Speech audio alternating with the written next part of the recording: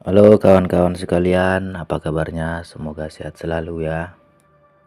Dan pada kesempatan kali ini saya akan membawakan kembali cerita Tiang Kembar part 3. Namun sebelum memulai cerita ini, bagi kawan-kawan yang baru saja menemukan channel ini, silakan like, komen, dan share.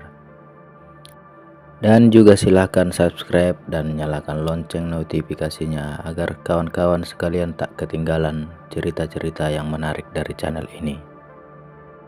Dan tanpa berlama-lama lagi, mari simak ceritanya. Malam itu juga, Della dan Ibu Ida sudah berkumpul di rumahnya. Banyak warga yang penasaran, desas-desus yang kini menyebar.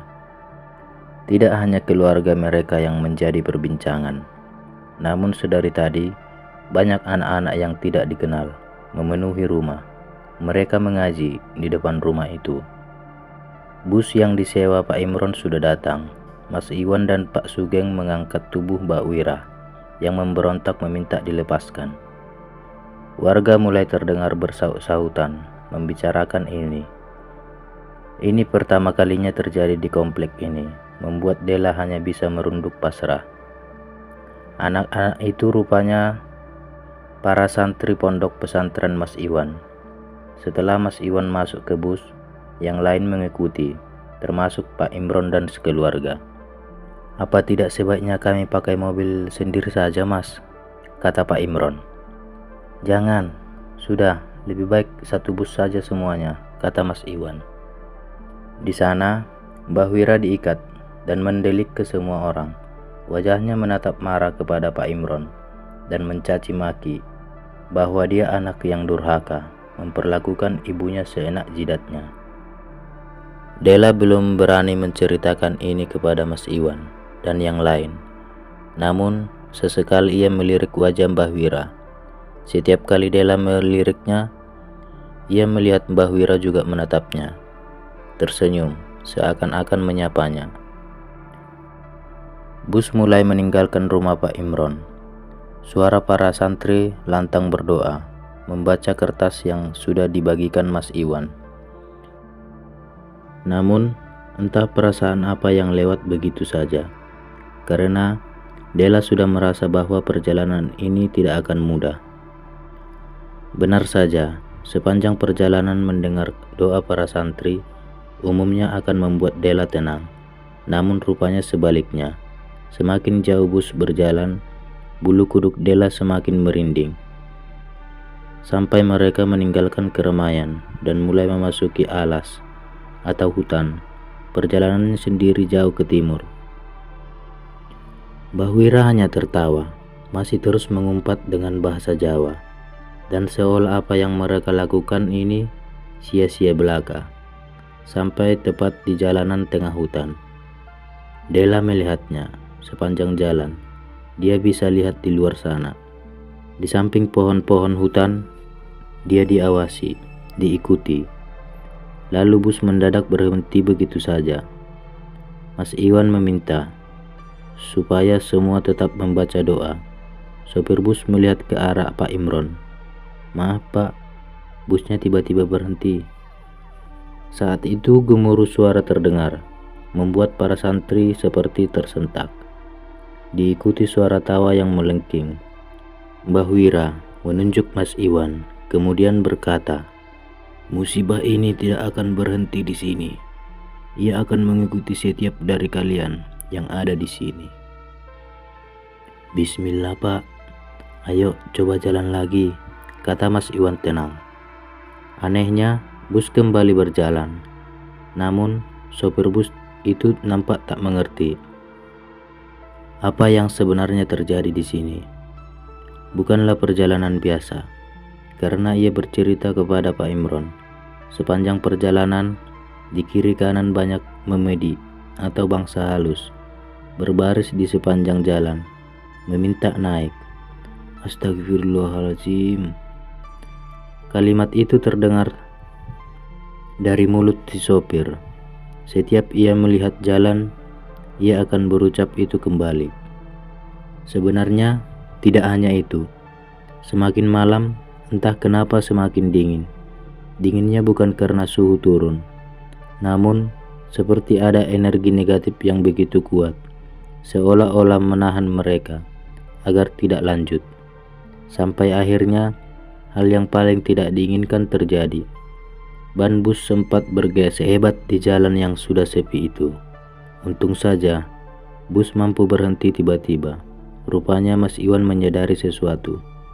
"Alhamdulillah," katanya. Bingung, Pak Imron bertanya, "Maksudnya bagaimana, Pak?" "Pak sopir, tolong cek ban atau mesinnya sekarang. Yang lain tetap di dalam bus. Silahkan Pak Sugeng ikut saya," kata Mas Iwan. Tanpa menunggu waktu lama, Pak sopir memeriksa ban satu persatu. Dan benar saja, ada satu ban yang kondisinya tidak memungkinkan untuk kembali berjalan.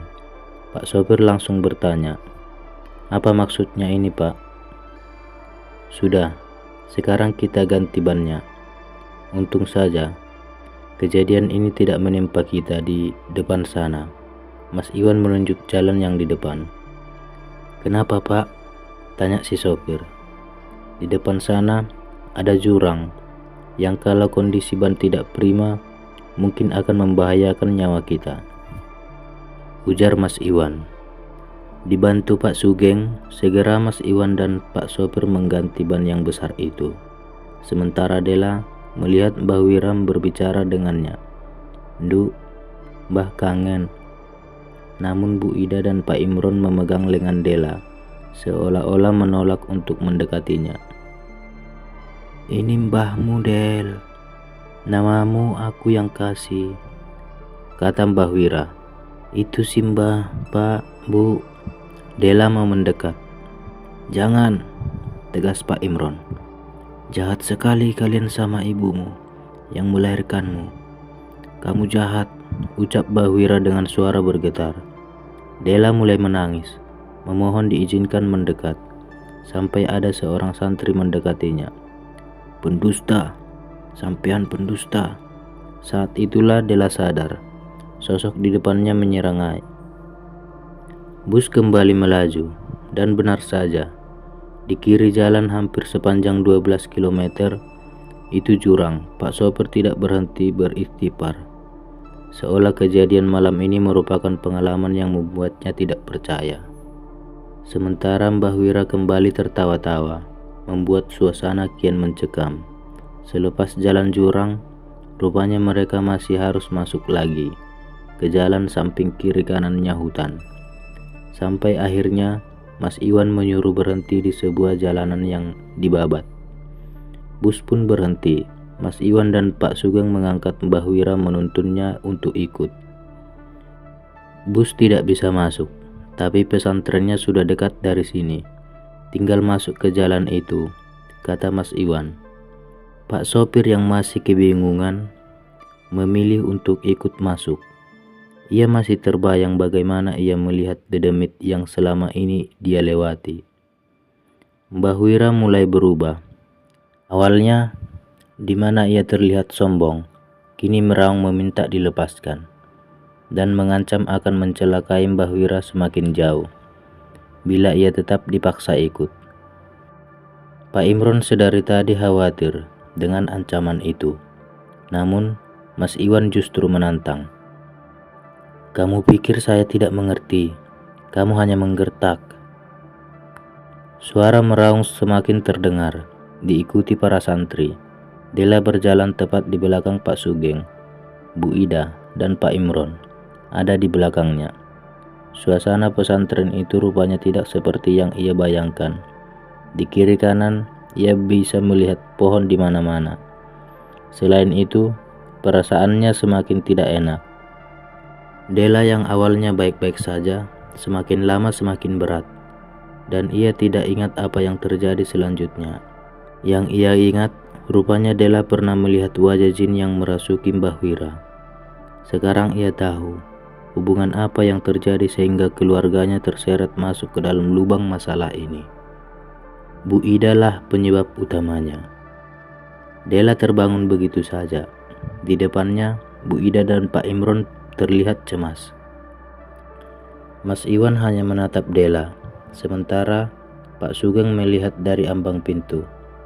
Namun, Dela tertuju pada pria, Mbah-Bah yang sudah tua sekali.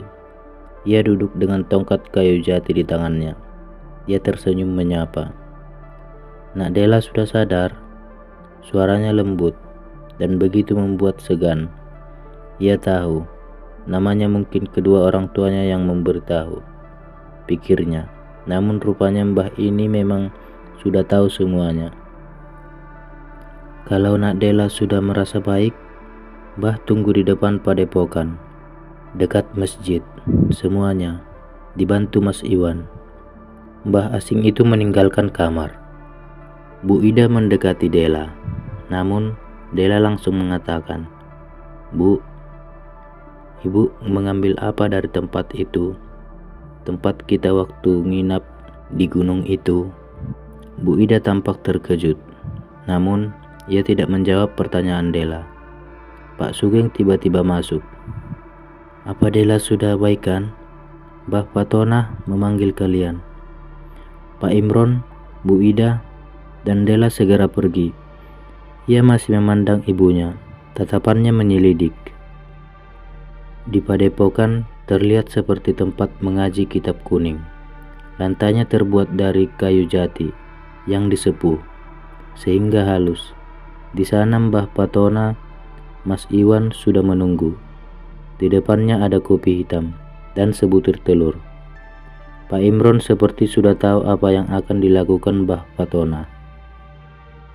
"Langsung saja, begini," kata Mbak Fatona. "Saya harus ngasih tahu dulu. Bilang Mbah Wira, Mbah kalian saat ini disembunyikan di tempat yang sangat jauh.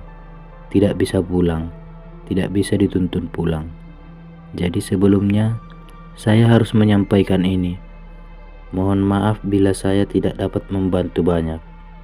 Tapi, saya akan coba sebisa mungkin.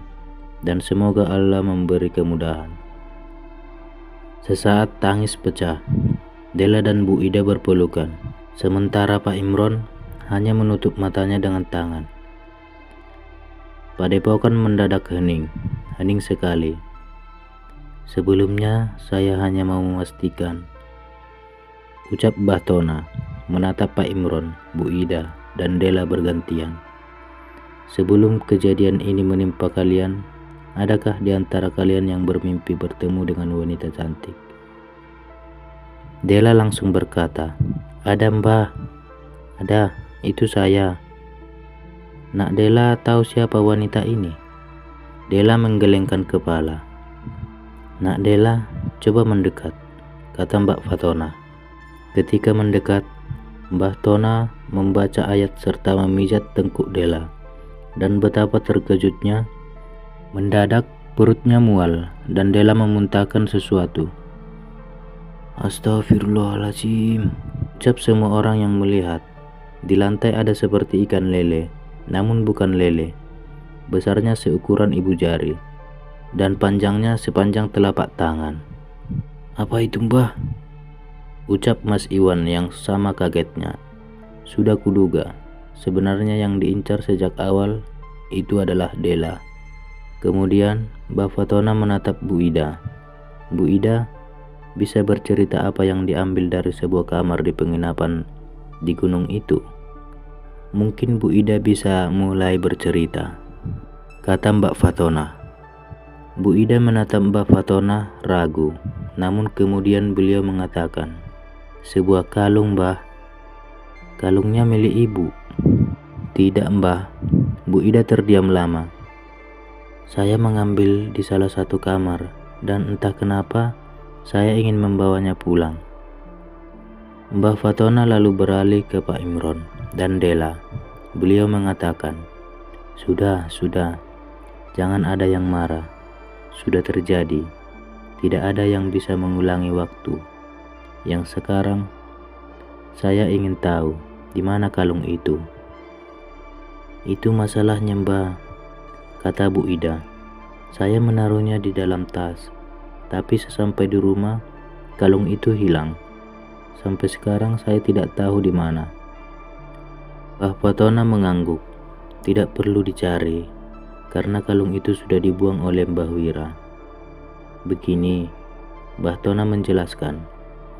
Sebelumnya, saya mulai menjelaskan dulu titik permasalahannya. Kenapa bisa menjadi seperti ini? Kalung itu sudah berpindah-pindah tangan dari satu keluarga ke keluarga lain. Tujuannya cuma satu, membawa bala bencana bagi mereka yang menyimpannya. Mbah Wira tahu akan hal itu, karena entah kalian sadar atau tidak, Mbah Wira bukan sembarangan orang. Beliau adalah Geti Anget yang menjadi tiang kembar, dan yang jadi masalahnya adalah jin rip yang memasukinya kebetulan adalah jodohnya. Itu yang membuat semuanya ini sulit. Mbah Wira bisa saja menolak ini, bisa melawan jin itu, karena Geti Anget tidak dapat dengan mudah dirasuki. Namun, jin itu makhluk yang manipulatif. Dia akan terus membuat kalian menderita. Dia akan membawa kesengsaraan. Bagaimana itu bisa terjadi? Karena ibu sudah membawa benda yang seharusnya tidak boleh ibu bawa. Benda yang bukan milik ibu. Sekalipun itu adalah batu permata. Dilarang bagi seorang muslim untuk mengambilnya.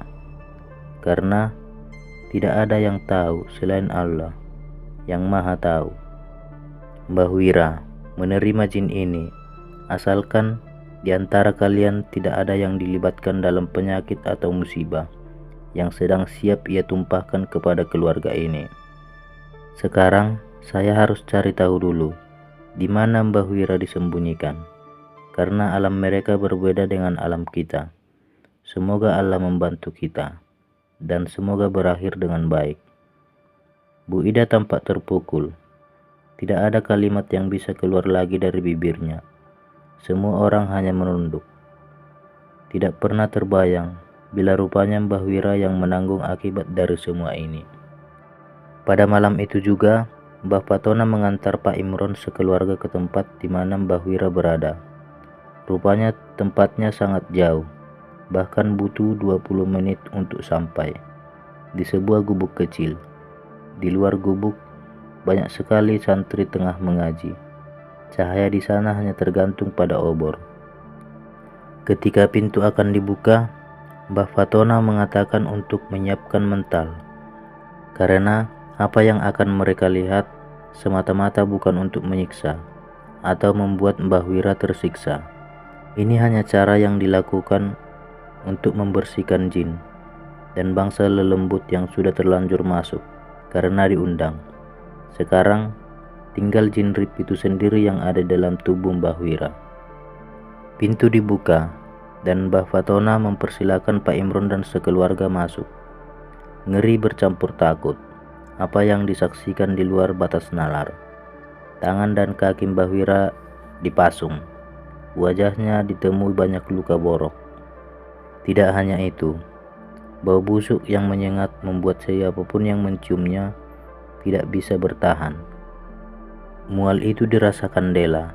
Samping kiri kanan banyak darah di mana-mana. Ada apa ini, Mbah? Tanya Pak Imron. Sabar Mas, ini ulah jin rip. Dia sudah tersudut, kata Mas Iwan menenangkan. Dela yang pertama mendekati. Dirinya tidak tahu lagi harus berkomentar apa. Meski semua ini terdengar tidak masuk akal, namun jauh di sana dia masih melihat bayangan Simbah. Mungkin beliau sangat tersiksa, sampai Dela melihatnya dengan jelas. Mata Mbah Wira sepenuhnya hitam legam, tidak ada putih di matanya. Ia meraung setelah melihat Dela, memohon agar ia dilepaskan dari belenggu ini. Namun Dela tahu itu bukan Mbah Wira. Mbah Tona duduk di sebelah kursi tua.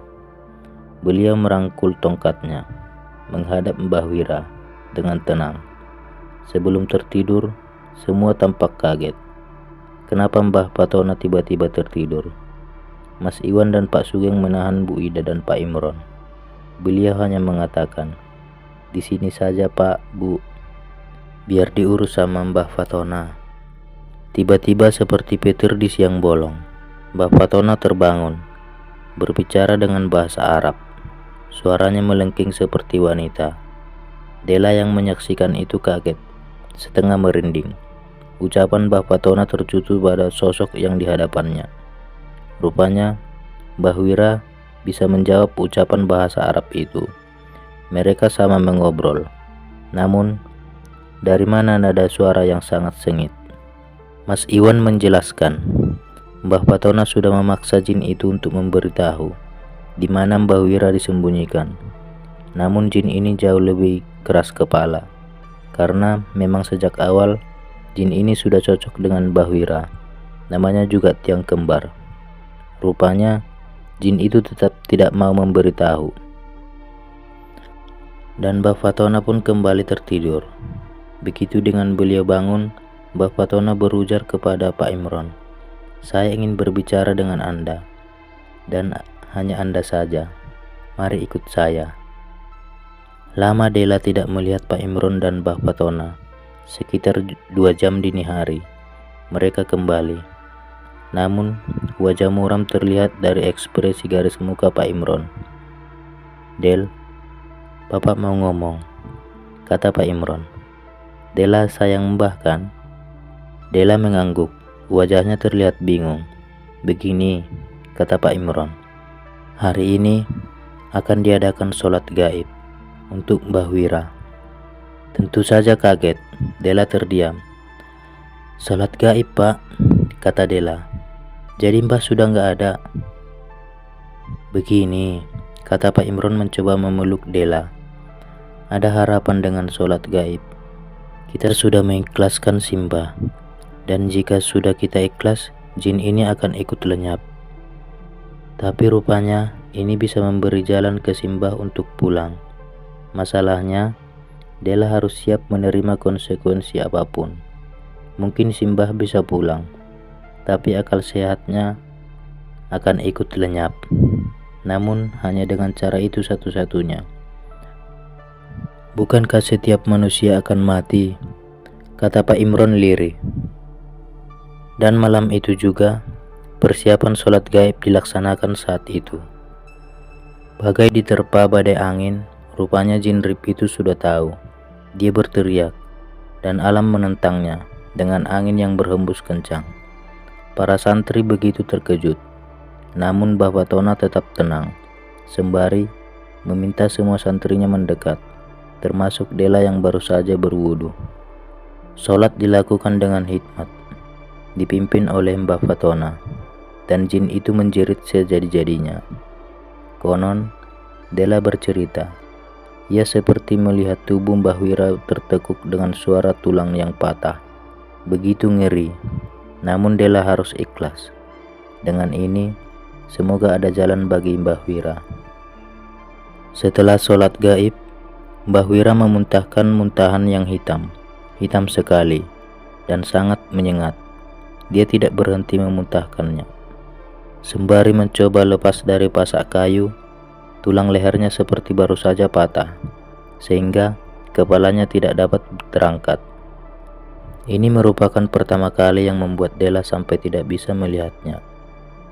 Setelah subuh datang, Mbah Wira sudah jatuh, entah pingsan atau apa. Beliau mengelepar di atas tanah. Santi perempuan membuka pasak, membawanya kembali ke pondok pesantren. Sementara yang lain kembali untuk menunaikan sholat subuh. Pak Imron mengetuk pintu kamar Dela selama tinggal di pondok pesantren. Beliau memeluk Dela, kemudian mengantarnya ke sebuah kamar. Bu Ida juga ikut menyambutnya. Matanya hitam, tampak lelah, dan dihantui rasa penyesalan. Dela mencoba menghibur dengan memeluknya. "Insya Allah, semua sudah ikhlas. Mas Iwan dan Pak Sugeng sudah menunggu di luar kamar." Di dalam kamar, Dela melihat Mbah Patona. Setelah mencium tangan beliau, Dela tertuju pada seseorang yang tengah duduk memandang jendela. Mbah Wira duduk, matanya kosong memandang keluar. "Mbah," kata Dela, namun tidak dijawab. Tidak berhenti, Dela memanggil nama Simbah. Namun, sebanyak apapun dia memanggilnya, Mbah Wira seperti tidak mendengar siapapun. Mbah Patona menjelaskan, Saat ini, mungkin Mbah Wira sudah kosong. Seperti yang saya bilang, kemungkinan dia tidak akan ingat siapapun, tidak ingat apapun, tidak bisa melakukan apapun. Makan harus disuapi, mandi juga harus dimandikan, seperti orang mati. Namun raganya masih tetap hidup. Dan tidak akan ada lembut yang tertarik sama jiwa yang sudah kosong. Pernah melihat orang yang sudah gila, tidak pernah dirasuki, karena di mata mereka, orang gila tidak punya pikiran. Baunya sangat teramat sengak, sehingga bangsa halus menjauhinya. Mohon maaf, hanya ini yang bisa saya lakukan untuk membantu, dan Pak Imron sudah setuju. Insya Allah, tidak akan ada lagi yang mengganggu kalian kembali. Jin itu tidak akan kembali, dan tidak akan berani, karena tiang kembarnya sudah runtuh satu. Siang itu, Pak Imron dan semua yang ada di sana kembali pulang setelah berpamitan dengan semua orang yang ada di pondok pesantren. Mbah Wira dituntun oleh Pak Imron ketika berjalan, dan beliau menurut saja, tapi tatapannya masih kosong, sangat kosong, raga tanpa jiwa. Penggambaran itulah yang disaksikan Dela. 2 bulan setelah peristiwa itu, Dela bermimpi lagi. Mbah Wira kembali, menemuinya dan tersenyum. Begitu ia bangun dari tidurnya, Dela menemui Simbah yang lebih banyak beraktivitas di dalam kamar, hanya melamun dan melamun. Namun, pagi itu berbeda. Simbah Wira melihat Dela, membelai wajahnya untuk yang terakhir kalinya. Tidak ada yang tahu umur manusia. Setelah Dela pergi dari kamar itu, siapa sangka Mbah Wira menghembuskan napas terakhirnya.